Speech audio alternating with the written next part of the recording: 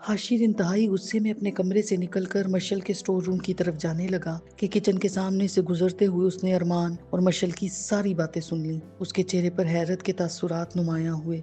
मशल तेजी से किचन से निकली। उसके पीछे अरमान भी था। वो खामोशी से दूध का ग्लास पकड़े अरीशा के कमरे में चला गया।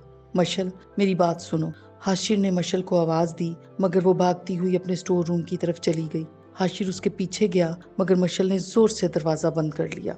मशल, दरवाजा खोलो वरना मैं बहुत नाराज हो जाऊंगा। हाशिर ने खफगी से दरवाजा बजाते हुए कहा तो उसकी नाराजगी का सुनकर मशल ने आहिस्ता से दरवाजा खोला। उसने नम आंखों से एक टुक उसकी तरफ देखा। हाशिर अंदर दाखिल हुआ और खफगी से उसका हाथ पकड़कर उसे चारपाई पर बिठा लिया। मुझे सच सच बताओ, बुरहान से शादी का फैसला तुमने क्यों किया? क्या तुम पर किसी ने जबरदस्ती की है या फिर किसी ने कोई धमकी लगाई है? मैं तुम्हें इस जहन्नुम में नहीं झोंक सकता। हाशिर ने उसके सामने कुर्सी खींच कर बैठते हुए कहा। क्यों? इसलिए कि तुम मेरी जिम्मेदारी हो। हाशिर ने उसका हाथ थाम लिया। आप ही ने कहा था ना कि अल्लाह ताला इंसान के लिए बेहतर फैसला करता है और जो काम नहीं होता तो उसमें भी कोई मसलहत होती है। मशल ने उसकी तरफ देखकर कहा, हाँ, बस मैंने भी यही सोचकर ये रिश्ता कबूल किया है। ये उसका फैसला है, अब उसमें कितनी बेहतरी है ये जानने की कोशिश करूंगी। देखो, ये अल्लाह ने कहाँ लिखा है कि आंखों देखी मक्खी निकलो। वो कहता है सोच समझकर अकल से फैसला करो, बाकी उस पर छोड़ दो। आपा जी और आप हमेशा यही कहते रहे कि तवक्कुल करो। तवक्कल बेबसी का नाम नहीं, कोशिश करके मामला रब पर छोड़ने का नाम है। मुझ जैसी यतीम मस्कीन बेबस क्या कोशिश करे? मशल ने आह भरकर कहा। इंसान तब बेबस होता है जब वो खुद अपने आप को बेबस समझता है। हाशिर ने उसके कंधों को पकड़कर झंझोड़ते हुए कहा, आप ही बताएं क्या बहादुरी दिखाऊं? इनकार करके घर से भाग जाऊं? ताया और चचा के सामने अकड़ कर इनकार करूं? क्या करूं मैं? मशल ने झुंझला कर चिल्लाते हुए कहा और एकदम फूट फूट कर रोने लगी। हाशिर आह भर कर उसे देखने लगा। फिर क्या होगा? बुरहान जैसा ही कोई और ढूंढ लिया जाएगा। मैं हूं ही इसी काबिल। मैं खुद तुम्हारे लिए और कितने एहसान मुझ पर करेंगे? मशल उसकी बात काटते हुए बोली, मैं तुम्हें अंधे कुएं में छलांग लगाने नहीं दूंगा। हाशिर लंबी आह भरकर बोला, अगर डूबना ही मेरा मुकद्दर है तो कुआं कैसा भी हो फर्क नहीं पड़ता। तुम समझ क्यों नहीं रही? हाशिर ने उसे गुस्से से झंझोड़ते हुए कहा, बस करें आप, और आप मेरे कुछ नहीं लगते। ये मेरी जिंदगी है और यही मेरा फैसला है। मशल ने गुस्से से अपना आप छुड़ाकर उसके सामने हाथ जोड़कर चिल्लाते हुए कहा, क्या क्या मैं तुम्हारा कुछ नहीं लगता?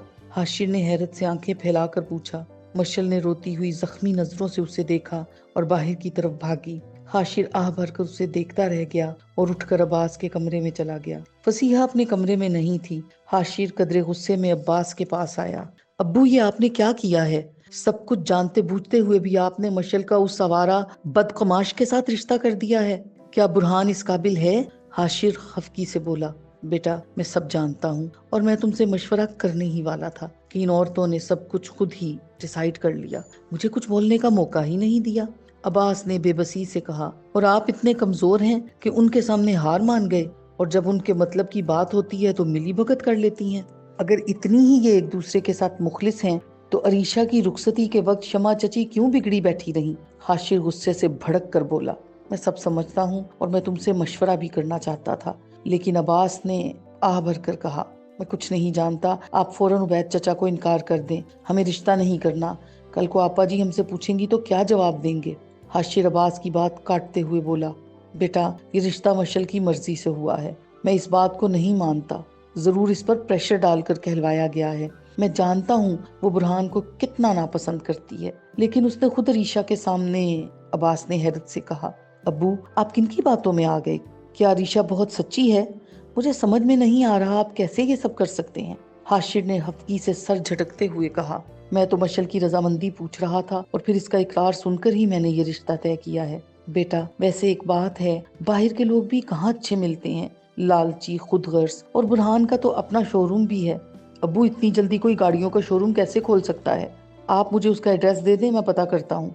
देखो हाशिर, बहुत अरसे से आपा जी की ख्वाहिश थी कि दोनों घराने मिलकर रहें। अब ये मौका आया है तो इंतशार मत डालो, जो हो गया है उसे होने दो। अब्बास ने उसका कंधा थपथपाया, हरगिज नहीं, हम अपने मुफादात के लिए उस मासूम की जिंदगी को दांव पर नहीं लगा सकते। हाशिर अकड़ कर बोला, तो फिर तुम क्या करोगे? मैं वही करूंगा जो ठीक होगा, वो कहकर बाहर निकल गया और अब्बास परेशान दिखता रह गया। बुरहान कदरे मुंतजिर बिस्मा के साथ सोफे पर बैठा बातें कर रहा था और साथ साथ मोबाइल पर मैसेजेस टेक्स्ट कर रहा था। میں جانتی ہوں تم امی ابو کے انتظار میں بیٹھے ہو، ورنہ کبھی ایسے نہ بیٹھتے۔ بسما مسکرا کر بولی، ظاہر ہے بات ہی ایسی ہے، ایک ایک پل انگلیوں پر گن کر گزار رہا ہوں۔ برہان کے لہجے میں بے صبری کی واضح جھلک تھی۔ شادی ہو گئی تو پتہ نہیں کیا حال ہوگا، بسما نے طنزیہ مسکرا کر کہا۔ اسی وقت شمع اور عبید مٹھائی لے کر اندر داخل ہوئے۔ دونوں بہت خوش تھے۔ شمع نے آتے ہی برہان اور بسما کو دیکھ کر مبارکباد دی اور برہان کا ماتھا چوم کر پیار کرنے لگی۔ بہت بہت مبارک ہو، میں تو مشل کو بہو بنا کر انگوٹھی پہنا آئی ہوں۔ شمع نے فخریہ کہا۔ امی واقعی؟ تھینک یو ویری مچ، برہان نے خوش ہو کر شمع کے گلے لگ کر جھومتے ہوئے کہا۔ ہم ماں باپ تو بچوں کی خوشی چاہتے ہیں، عبید نے اس کے سر پر پیار دیتے ہوئے کہا اور مسکرا کر اسے گلے لگا لیا۔ سب سے زیادہ مبارک تو تمہیں ہو بسما، اس سب کے پیچھے تم ہی تو ہو، شمع نے بسما کو گلے لگا کر کہا۔ کیوں بھائی، یہ کیوں؟ عبید نے بھویں سکیڑ کر پوچھا۔ بہنوں کو بھائیوں کی فکر ہوتی ہے نا، یہ بہت دعا کرتی رہی کہ یہ رشتہ ہو جائے، شمع بوکھلا کر جلدی سے بولی۔ حیرت ہے، ویسے آج تک تو اس کی کبھی مشل کے ساتھ لگی نہیں، بھابھی بنا کر نہ جانے کیسا سلوک کرے گی۔ عبید حیرت سے اسے دیکھتے ہوئے مسکرایا۔ تب تک یہ یہاں تو بیٹھی نہیں رہے گی، عریشہ اور مشل سے فارغ ہو کر میں فراز کے گھر والوں کو بلا کر فوراً تاریخ پکی کر دوں گی۔ اوفو امی، آپ نے تو سارا موڈ خراب کر دیا، بسما خفگی سے بولی۔ اچھا بتائیں، مشل سے میرا نکاح کب ہے؟ برہان نے جلدی سے پوچھا۔ ہفتے کو۔ سچ؟ مجھے تو یقین نہیں آ رہا، مشل میری بیوی بن جائے گی، برہان نے خوش ہو کر اپنے دونوں ہاتھوں کو لہراتے ہوئے کہا۔ اچھا بھئی، بہت بھوک لگی ہے، بسما جلدی سے کھانا لگاؤ، عبید کہہ کر وہاں سے اٹھ گیا۔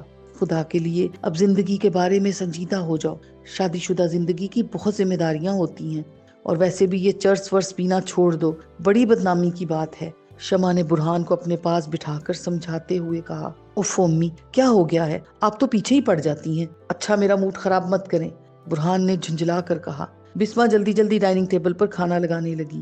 عبید ہاتھ دھو کر واپس آیا۔ سب لوگ ڈائننگ ٹیبل کے گرد بیٹھے کھانا کھانے میں مصروف ہو گئے۔ شمع عبید کی طرف دیکھ کر باتیں کر رہی تھی۔ برہان بہت زیادہ ایکسائٹڈ موڈ میں ہر بات میں بول رہا تھا۔ بسما مانی خیز نظروں سے اسے دیکھتے ہوئے مسکرا رہی تھی۔ عبید، اب مجھے عریشہ کے زیورات اور کپڑے لانے کے لیے زیادہ پیسے دیں، شمع مسکرا کر بولی۔ نکاح برہان کا ہو رہا ہے اور چیزیں آپ عریشہ کے لیے لے رہی ہیں، بسما چونک کر بولی۔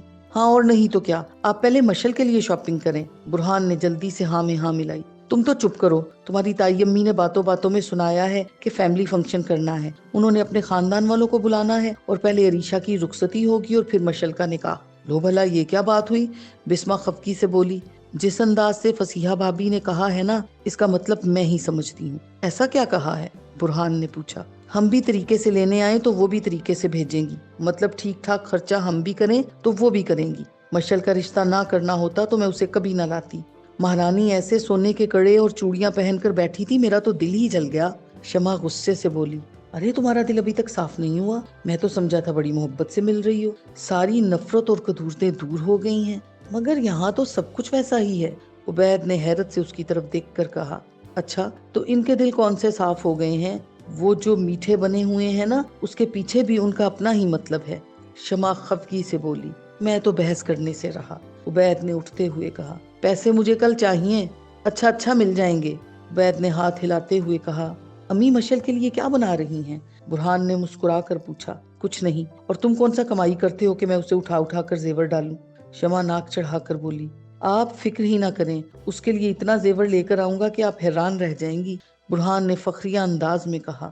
اچھا لے آؤ گے تو کچھ نہ کچھ ڈال ہی دوں گی، ورنہ میری طرف سے تو صاف انکار ہے، تمہاری شادی کر رہی ہوں یہی کافی ہے، شمع منہ بسور کر بولی اور اٹھ کر چلی گئی۔ سنو، مشل کو اس کی اوقات میں رکھنا، بسما نے خفگی سے برہان کو کہا تو وہ غصے سے اسے گھورتا ہوا باہر چلا گیا۔